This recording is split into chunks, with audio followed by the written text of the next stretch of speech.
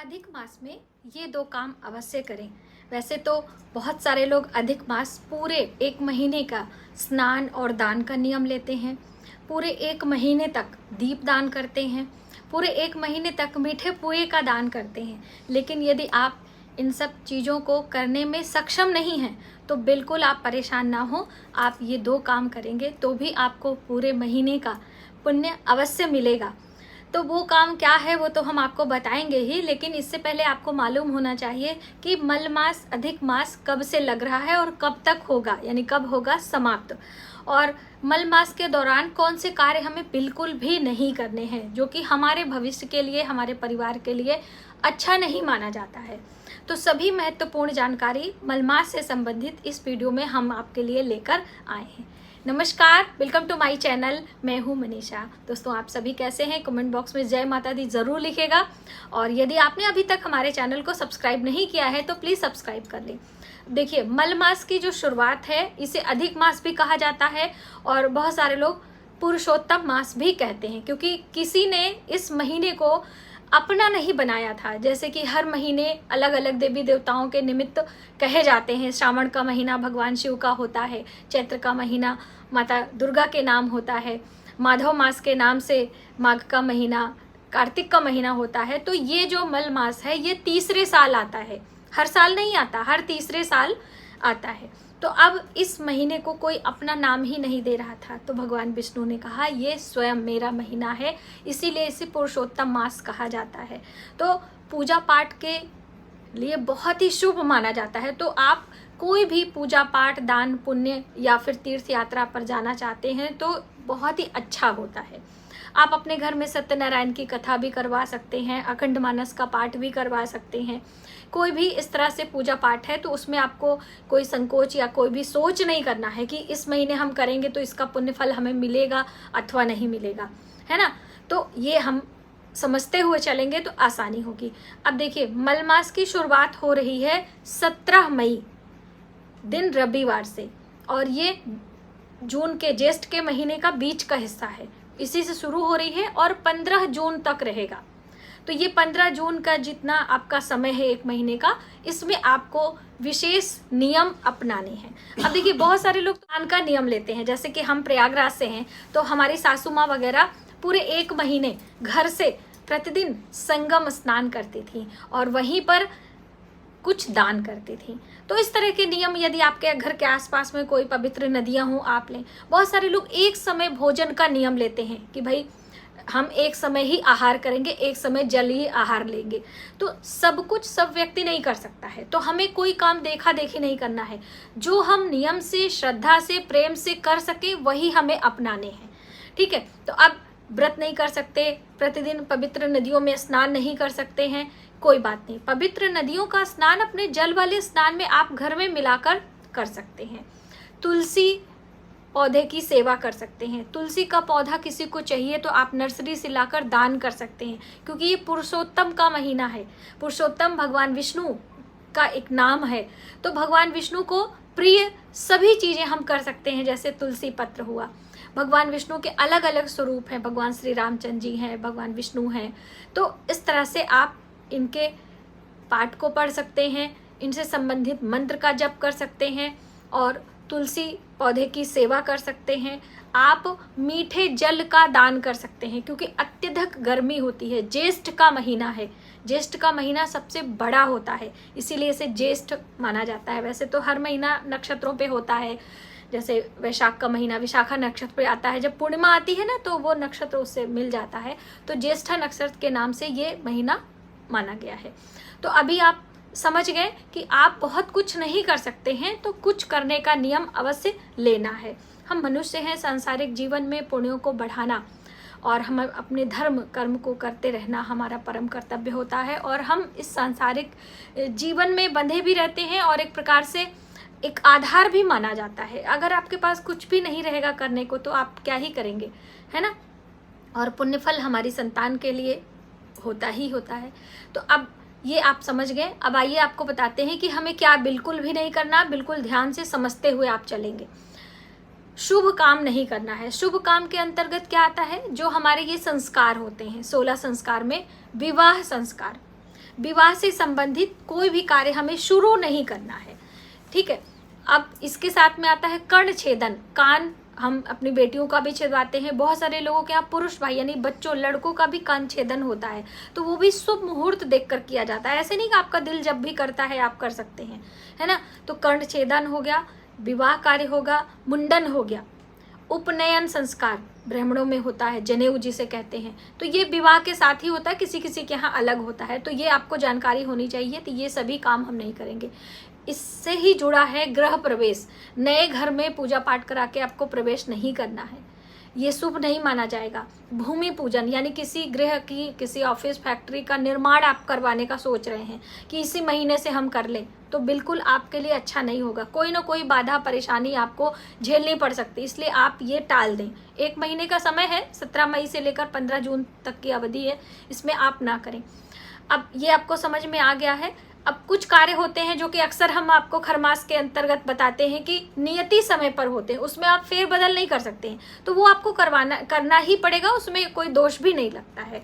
जैसे कि बच्चों का अन्नप्राशन है, जैसे कि निकासन है, 11 दिन के बाद बच्चों का निकासन होता है जब बच्चा होता है, तो ये सब चीज़ें आप कर सकते हो। हाँ, कहीं तीर्थ यात्रा पर जाना है तो आप जा सकते हो। बच्चों का जन्म दिवस, जैसे कि बहुत सारी बहनों का रहता है कि बच्चों का जन्म दिवस है, उस पर हम सत्यनारायण भगवान की कथा सुनना चाहते हैं, सुंदरकांड का पाठ करना चाहते हैं, तो कर सकते हैं, बिल्कुल आप कर सकते हैं, उसमें कोई दोष नहीं है। अगली महत्वपूर्ण बात आती है कि जो लोग किराए के मकान में रहते हैं, कई बहनों के प्रश्न है कि दीदी हम किराए के मकान में हैं और हम परेशान है मकान मालिक की वजह से, या कि कोई फाइनेंशियल इशू है, तो क्या हम अपने मकान को चेंज कर सकते हैं कि नहीं। तो देखिए भाई, नियम के अनुसार तो नए घर में नहीं प्रवेश करना है, लेकिन आपको परेशानी है, आपका बहुत ज़्यादा पैसा वेस्ट हो रहा है, आपको कोई इस तरह की दिक्कत है, तो भगवान का नाम लेकर भगवान जी को प्रवेश करा के आप कर सकते हो सकता है कि 1 महीने बाद आप उसे चेंज कर लीजिए, ऐसा भी हो सकता है। भाई स्थितियां परिस्थितियां देखते हुए हमें लकीर का फकीर नहीं बनना चाहिए।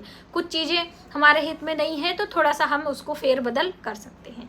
तो मुझे उम्मीद है कि ये चीज़ें आपको सभी क्लियर कट पता चलेगी और आप इस तरह से इन चीज़ों को फॉलो करेंगे।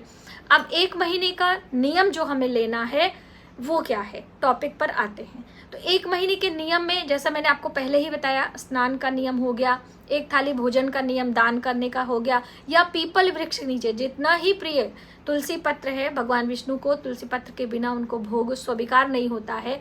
प्रिया है, विष्णु प्रिया के नाम से भी जानते हैं तुलसी को।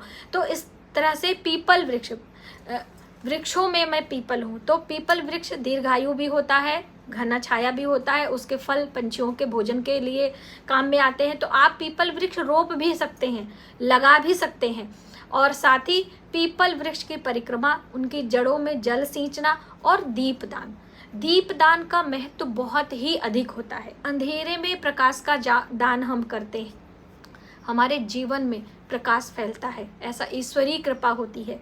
तो आप दीपदान करना प्रारंभ करें। अब देखिए, दीपदान करने का समय लोग नहीं समझते हैं। जब आपकी इच्छा होती है, जब आपको समय होता है तो आप दीपदान करने चल पड़ते हैं, तो ऐसा बिल्कुल ना करें।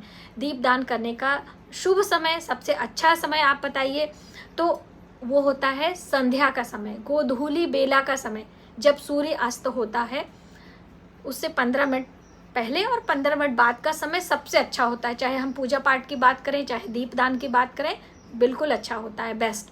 तो आप उस समय दीपदान करें। अब देखिए, बहुत सारे ऐसे लोग हैं जो जॉब करते हैं, प्राइवेट जॉब है या कुछ है, सफ़र में है, ट्रेन में है, आप ऑफिस से निकल ही नहीं पा रहे हैं, संध्या के समय आप थोड़ा सा लेट नाइट 8 बजे 7 बजे निकलते हैं।